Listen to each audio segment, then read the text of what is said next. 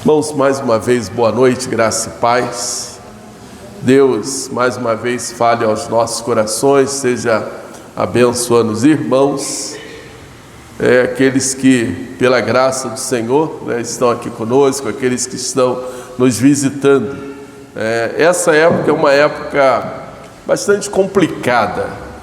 Alguns viajam, outros permanecem, outros pretendem viajar. É uma época de vai e vem, mas que nós possamos ter esse tempo para ouvirmos um pouco da palavra de Deus, refletir também na nossa vida, que eu creio que é muito importante. Muitos falam que Natal é tempo de reflexão, mas muito mais do que reflexão é colocar em prática. Não basta somente nós ficarmos com aquele ar de paisagem, pensando, contemplando, sem entender tudo isso. Hoje é o último domingo antes das comemorações de final de ano, não só na igreja, mas nas famílias brasileiras e no mundo inteiro, porque o Natal não se restringe só no Brasil, mas o mundo inteiro celebra o Natal. É claro que são os países cristãos celebram o Natal, mas o Natal também é celebrado entre outras religiões que não são cristãs. A gente só não sabe por quê.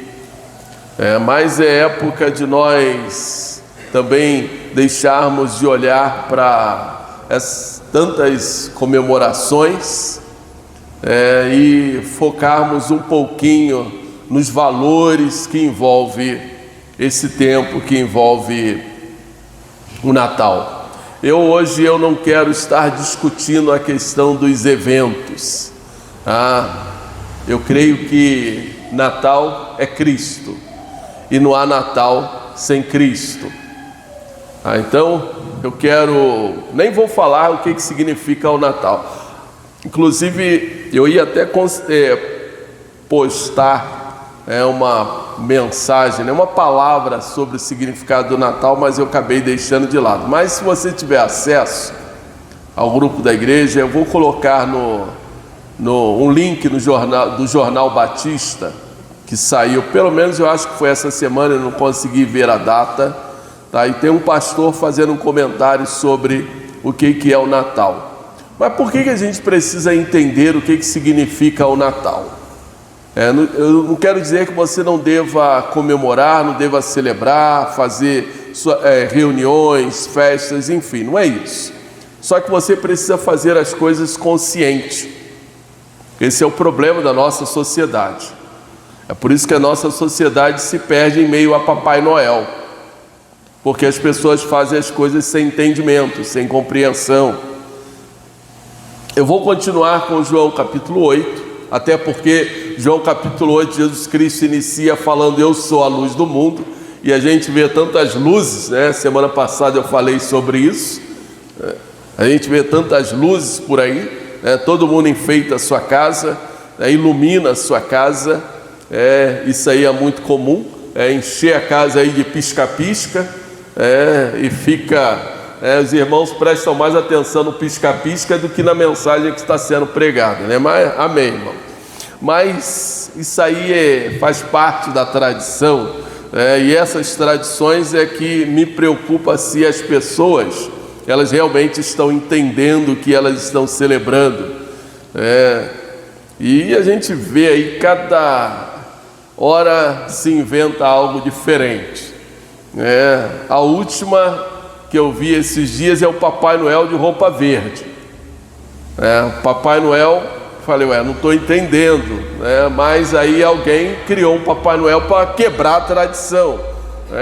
O Papai Noel de vermelho, então alguém criou lá, quebrando ali a tradição, Papai Noel de roupa verde. Eu achei, esse é novo, mas enfim.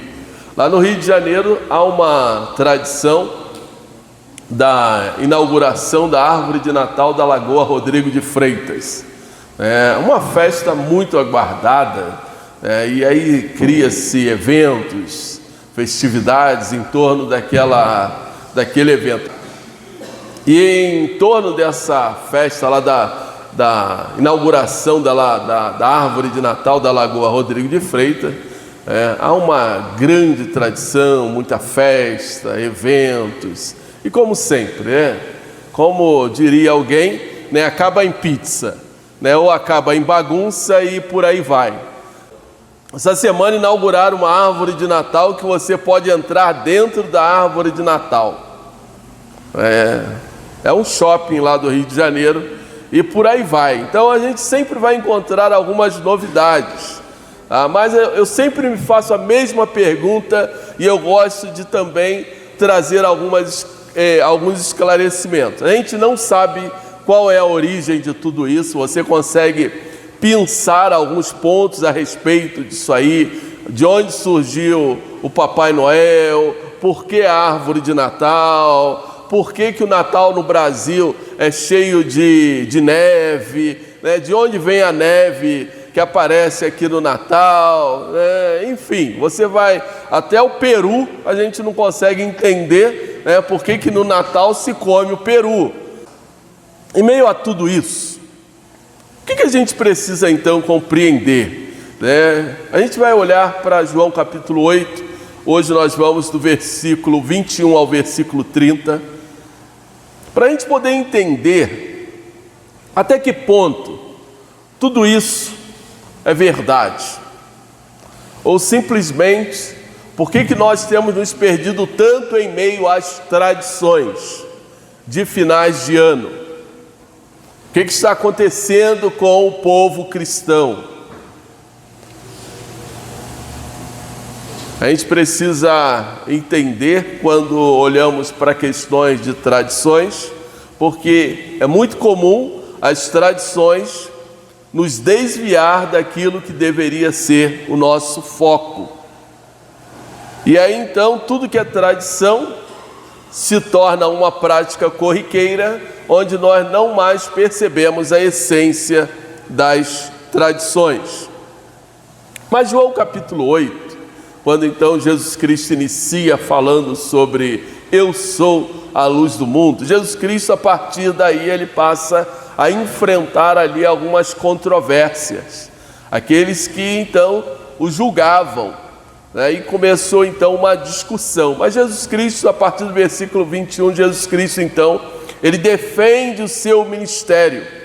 E o ministério de Jesus Cristo não só a salvação, mas era levar a esperança para o mundo.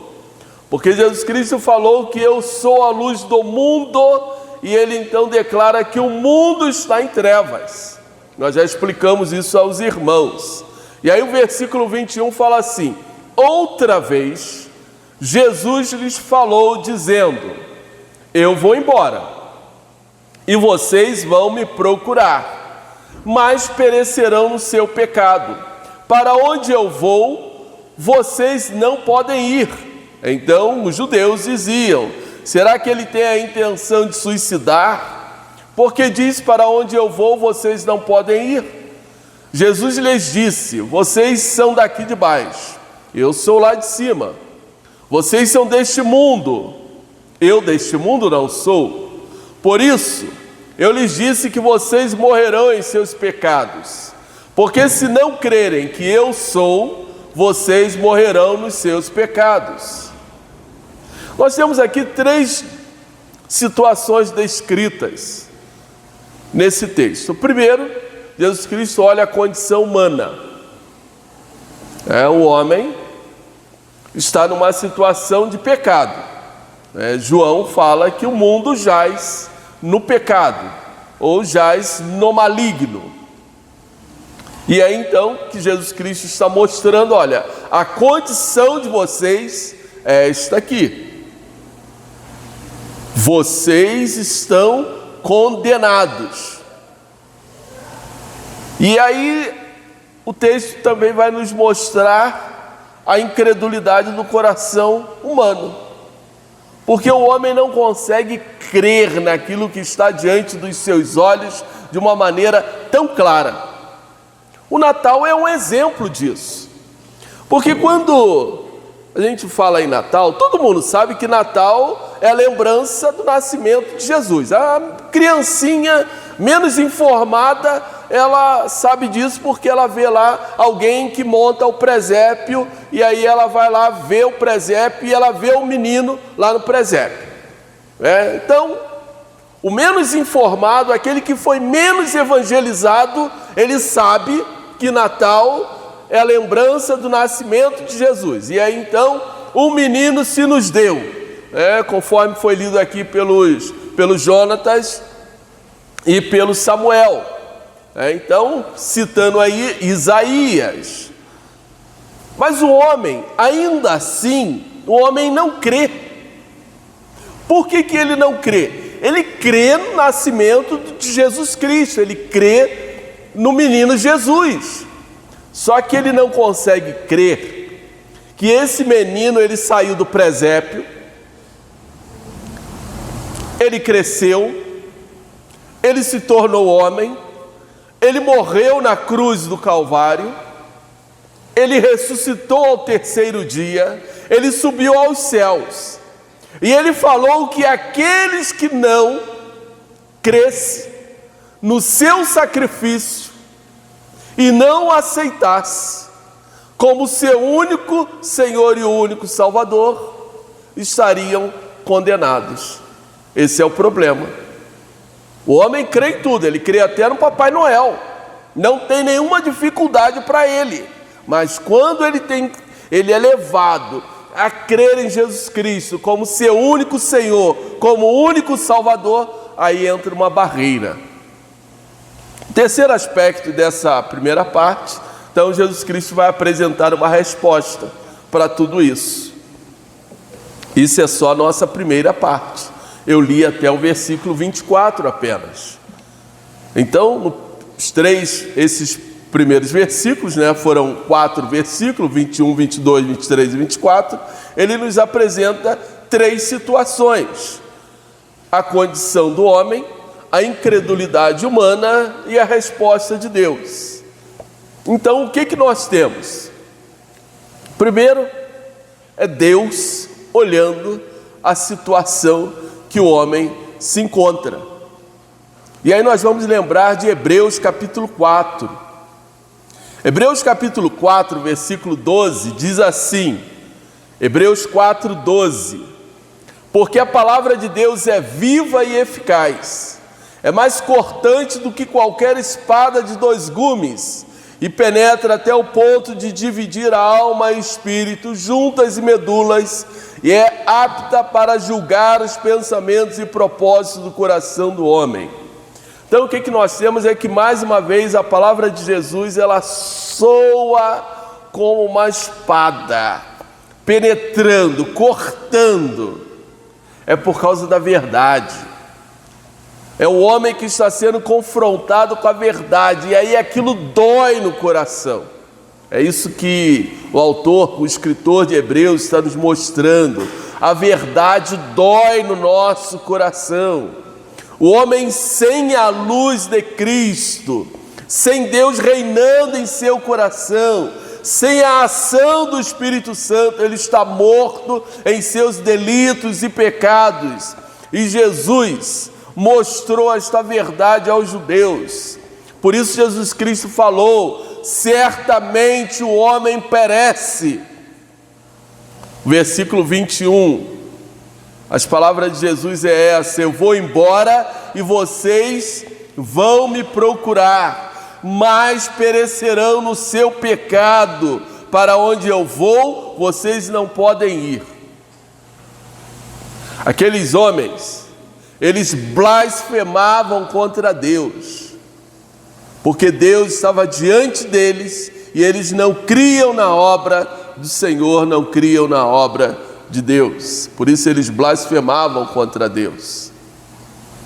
Efésios capítulo 2, versículos de 1 a 10. Eu não vou ler todo o texto, mas eu quero fazer aqui alguns destaques. Efésios 2, versículos de 1 a 10. O apóstolo Paulo, escrevendo ali esta carta aos Efésios, ele fala o seguinte: ele lhes deu vida quando vocês estavam mortos em suas transgressões e pecados, nos quais vocês andaram noutro tempo, segundo o curso deste mundo, segundo o príncipe da potestade do ar, do espírito que agora atua nos filhos da desobediência. Entre eles também nós, todos andamos no passado, segundo as inclinações da nossa carne, fazendo a vontade de Deus, a vontade da carne e dos pensamentos. E éramos por natureza filhos da ira, como também os demais. E aí ele então, mas Deus, sendo rico em misericórdia, por causa do grande amor com que nos amou, e estando nós mortos em nossas transgressões, nos deu vida juntamente com Cristo. Pela graça vocês são salvos. E juntamente com Ele nos ressuscitou, e com Ele nos fez assentar nas regiões celestiais em Cristo Jesus. O que Paulo está aqui nos mostrando é essa graça, é o amor de Deus, a maneira como Deus se relacionou conosco. E se a gente não conseguir lembrar, aquele momento lá que nós vamos reunir lá a família e poder falar com os nossos familiares, olha, Natal, é nós lembrarmos que Deus, na sua infinita misericórdia, Ele nos deu a esperança da salvação. O Natal é o momento de nós celebrarmos o amor de Deus por cada um de nós. O Natal não é somente aquela magia, aquele momento mágico, onde todo mundo se torna bonzinho porque é Natal, onde todo mundo sai pelas ruas cumprimentando o outro, Feliz Natal, Feliz Natal, ho, ho, ho! Natal não é só isso, Natal é muito mais do que esses valores. Natal é eu saber que eu preciso viver uma vida em Cristo Jesus, porque se eu der somente um Feliz Natal a alguém, fazer como uma saudação, vai simplesmente se tornar como um bom dia, boa tarde ou boa noite, sem nenhum sentido real, ainda que as tradições nos ensinaram dessa forma, e por anos e anos nós fizemos isto, saindo por aí e dando Feliz Natal, só isso, mas sem viver o verdadeiro sentido do Natal. Nós não podemos negar a verdade. Jesus é muito claro, Ele morreria na cruz do Calvário. Jesus traz esta palavra, olha, eu certamente vou para o Pai, eu vou para o céu, eu não sou daqui. Jesus nos mostra o processo da salvação. Ele morreria na cruz do Calvário, ressuscitaria dentre os mortos e voltaria para o Pai. Porém, aqueles que não crescem no seu sacrifício, certamente pereceria. E aí naquele momento ele falou, vocês morrerão nos seus pecados. Ele foi incisivo, ele foi direto por causa da incredulidade. É claro, por ele ser Deus, ele sabia que aqueles que ali estavam diante deles não poderiam crer. Por isso, é a blasfêmia. Eles blasfemavam contra Deus, negando que Jesus Cristo é o Senhor.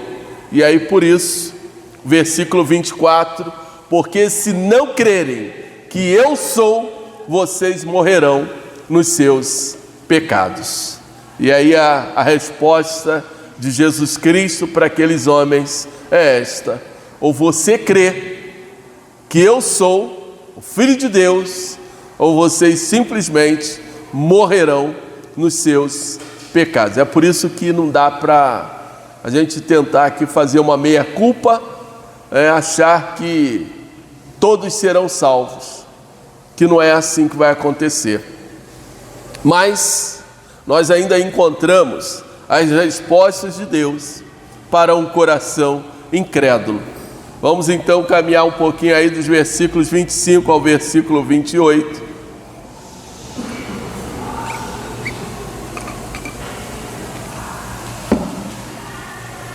Versículos 25 a 28, nós vamos então encontrar as respostas divinas para um coração incrédulo. Então lhe perguntaram: quem é você? Jesus respondeu: o que eu tenho dito a vocês desde o princípio. Eu sou a luz do mundo. O que eu tenho dito a vocês desde o princípio. Muitas coisas tenho para falar e julgar a respeito de vocês.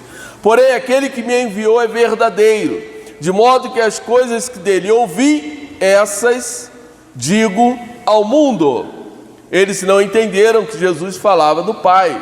Então Jesus disse: quando vocês levantarem ao Filho do Homem, então saberão que eu sou e que nada faço por mim mesmo, mas falo como o Pai me ensinou. As perguntas sobre quem era Jesus, elas continuam no texto, né? E a gente sabe que essa circunstância, essa situação, ela vai caminhar até o final do ministério de Jesus. E a pergunta também de onde Jesus veio, muitos tinham essa dúvida. Essas são perguntas que, durante todo o ministério de Jesus, os judeus, aqueles homens que eram chamados os escribas, os fariseus, os saduceus, eles se perguntavam porque o coração deles tinha algumas dúvidas a respeito do Messias. Eles não conseguiam entender, compreender como o Messias iria se revelar ao mundo, ainda que eles esperassem a revelação do Messias. Mas o judeu, assim como muitos em nossos dias, eles viviam com o coração ansioso. O cristão hoje vive com o coração ansioso, esperando a segunda vinda de Jesus, ou a volta de Jesus Cristo. A primeira vinda, cumprindo ali o seu ministério, que é o ministério da salvação, subiu aos céus e nós aguardamos então Jesus Cristo voltar. E a igreja, ela vive essa expectativa da volta de Cristo. Agora, os judeus, eles tinham uma expectativa ainda da primeira, e continuam nos nossos dias. Eles continuam aguardando o Messias, a primeira vinda do Messias. E é por isso que surge tantas dúvidas e tantas conjecturas. Hoje, a igreja dos nossos dias, que eu falo de uma maneira generalizada, vive da mesma forma, com a expectativa da volta de Jesus Cristo. Agora preste atenção no que eu vou te falar. A incredulidade de que Jesus Cristo virá uma segunda vez é a mesma dos judeus aguardando o Messias na primeira vez. Sabe por quê? Por mais que nós tenhamos essa expectativa da volta de Cristo, nós não vivemos como a verdadeira noiva de Cristo Jesus.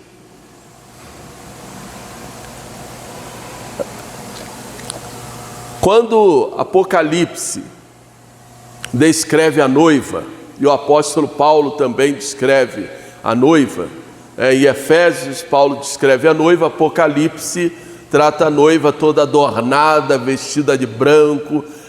O branco, santificação. A noiva preparada para o noivo. Então, quando você tem essa descrição ali, não é por um processo de toda uma história da igreja. A simbologia é que a igreja precisa estar preparada para a chegada do noivo. Jesus Cristo descreveu isso na parábola das 10 virgens, quando ele então descreve a respeito do óleo, do azeite.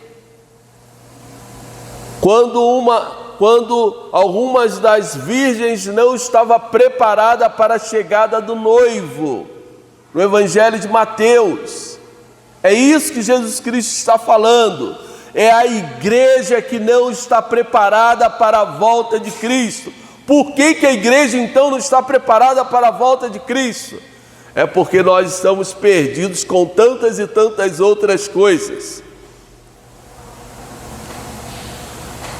Pensa, as irmãs, né? Nós temos aqui talvez uma grande maioria aqui são mulheres donas de casa, né? Então, pensa num dia quando você está lá, e geralmente acontece aí nessa época de Natal, e você está aguardando chegar as suas visitas, e aí você então está preparando a comida para chegar às visitas, e aí você fica toda atarefada, não tem tempo para fazer outra coisa, porque ficam tudo enrolado, fica tudo atrapalhado.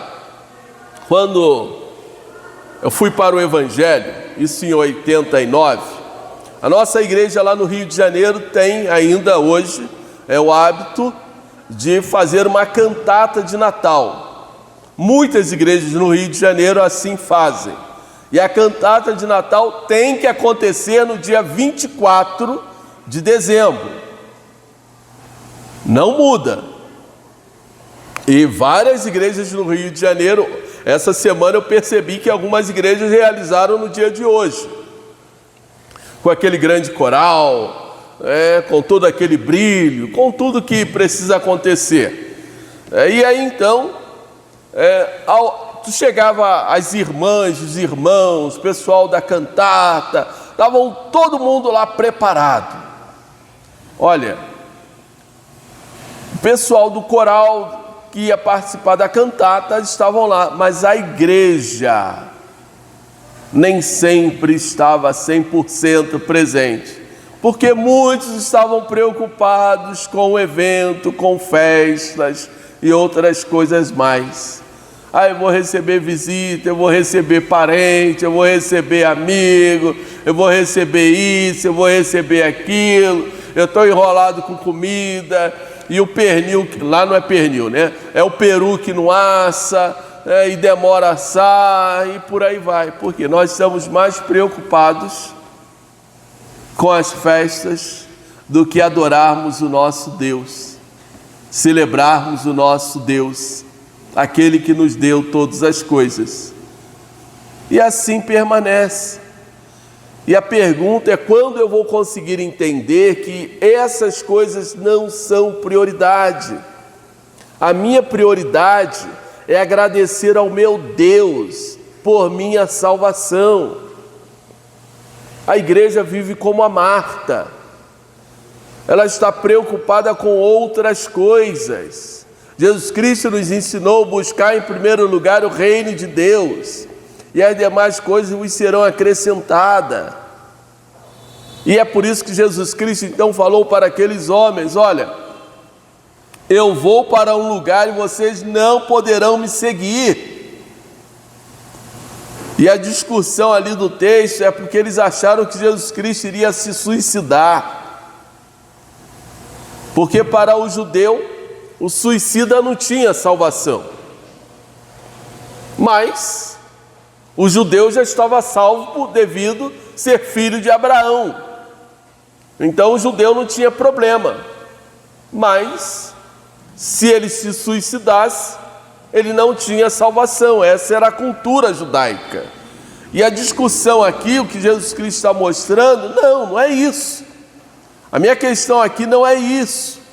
A questão é muito mais do que isso.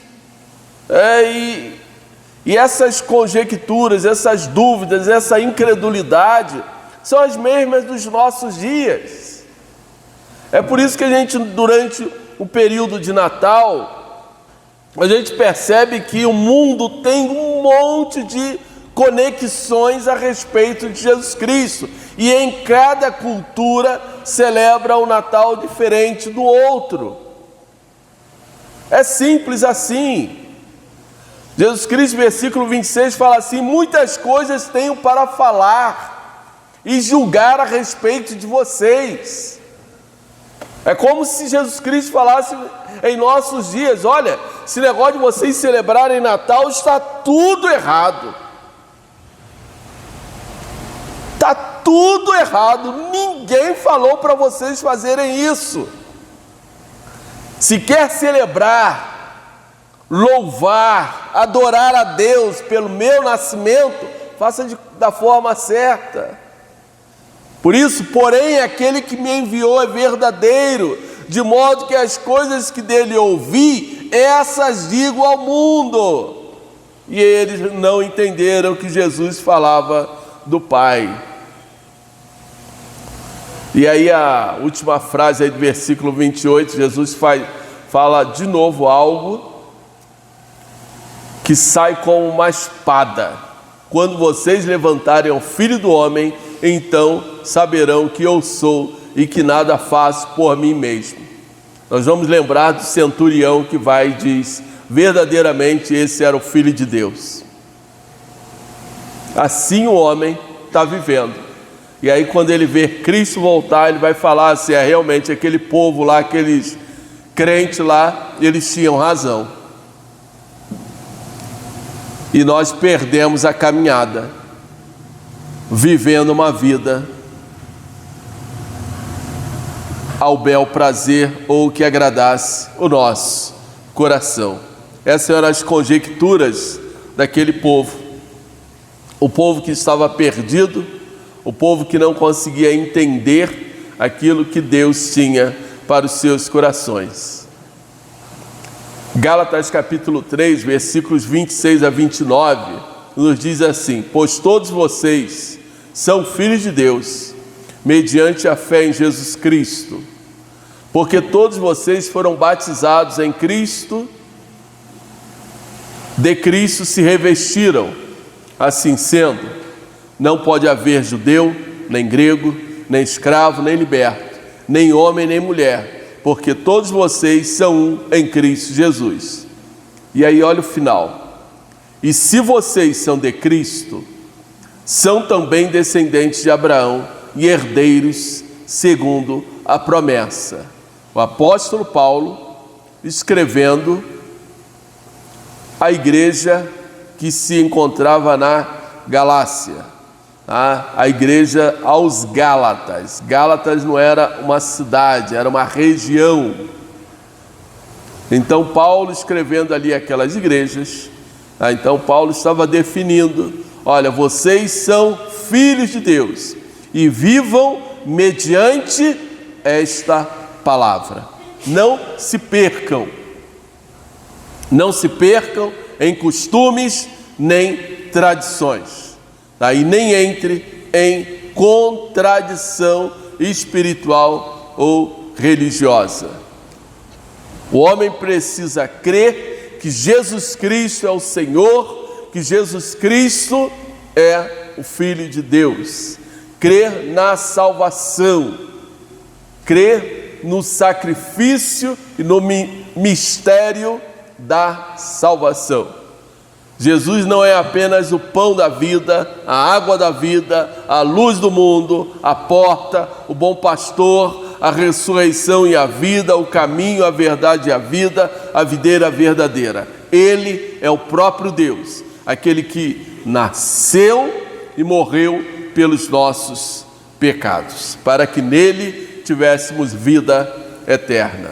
E aí então, chegamos aos versículos 29 e 30, Jesus e o Pai são um, e aquele que me enviou está comigo, não me deixou só, porque eu faço sempre o que lhe agrada. Quando Jesus disse isto, muitos creram nele. João capítulo 8, versículo 29, então, registra algo único.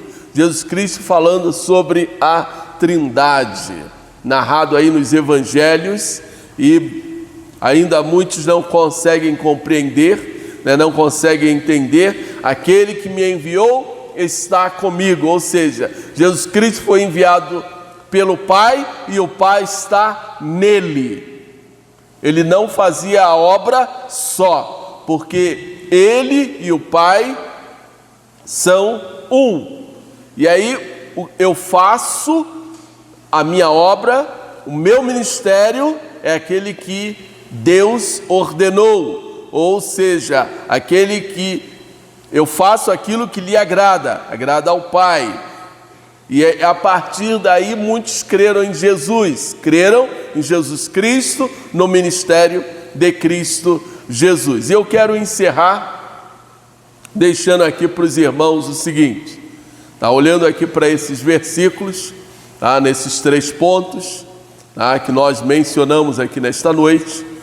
Primeiro, a gente precisa entender que nós não somos diferentes daqueles que não criam em Jesus Cristo. Mas eu creio em Jesus Cristo. Amém. Mas viva para Cristo Jesus. Porque quando você deixa de viver para Cristo, você deixa de crer no ministério de Cristo Jesus. Porque você não está vivendo conforme aquilo que Cristo nos ordenou. Hoje pela manhã nós falávamos sobre obedecer. E aí eu citei aqui uma frase, o autor da revista da Escola Bíblica, ele cita aqui uma frase sobre a obediência. A obediência incondicional. Aí a gente diz que obedece a Deus, a gente diz que ama a Deus, a gente diz que tem temor a Deus, mas não vive uma vida de obediência a Deus, porque Deus não é prioridade na nossa vida. A gente sempre deixa as coisas de Deus em segundo plano. A gente diz que ama a Deus, mas não demonstramos o nosso amor a Deus da maneira como deveríamos demonstrar. E amor a Deus com todo o coração, com toda a alma, com todas as nossas forças. Não vivemos de acordo com isto. A nossa obediência a Deus, ela é dentro do nosso limite. Olha, se eu puder, eu faço. Se não, uma outra hora eu faço. A gente não consegue. Então, nós estamos tentando alcançar algo, mas precisamos nos esforçar para alcançarmos aquilo que é propósito do Senhor. Porque senão nós não seremos diferentes daqueles que não creram em Cristo Jesus. E segundo, a gente precisa entender, nós precisamos compreender que Deus tem respondido, tem nos falado a maneira como nós temos vivido, e Deus tem nos dado respostas pela forma como nós estamos vivendo ou daquilo que estamos fazendo na sua obra. Por isso nosso coração não pode viver debaixo de uma incredulidade. Nós precisamos dizer: eu creio na obra de Jesus Cristo, então eu preciso viver segundo a obra de Jesus Cristo. Muitas coisas Deus tem para falar aos nossos corações através da sua palavra, e nós precisamos viver segundo a palavra de Deus. Mateus 28, Jesus Cristo nos fala que precisaríamos ensinar, discipular, para que o homem, aquele que foi ensinado, discipulado, pudesse cumprir tudo o que o Senhor o ordenou. Então, nós precisamos viver segundo as ordenanças do Senhor Jesus Cristo, e não de maneira diferente.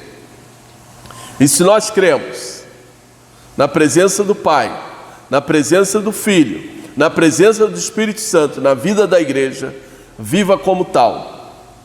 Viva pela sua fé em Cristo Jesus. Aqueles que ouviam Jesus Cristo, eles passaram a crer, mas eles sabiam que eles precisavam viver de maneira tal, ou de acordo com aquilo que eles criam.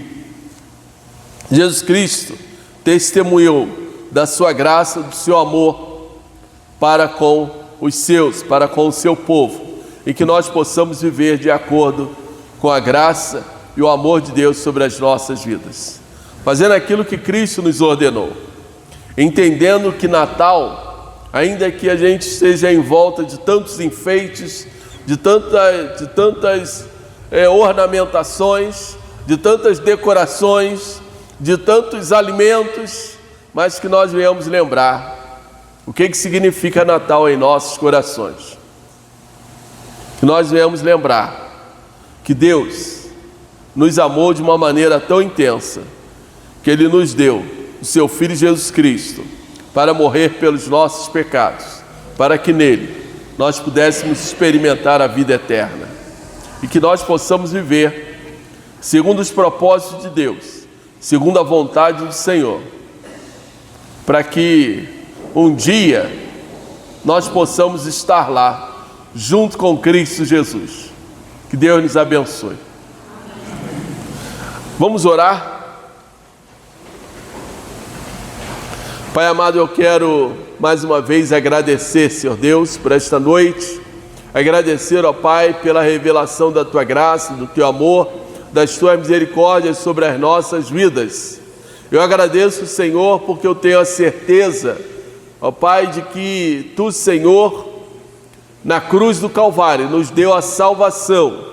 E eu tenho a certeza, ó Pai, de que eu quero, Senhor, experimentar do Teu poder, da Tua graça, da autoridade do Teu Santo Espírito sobre a minha vida.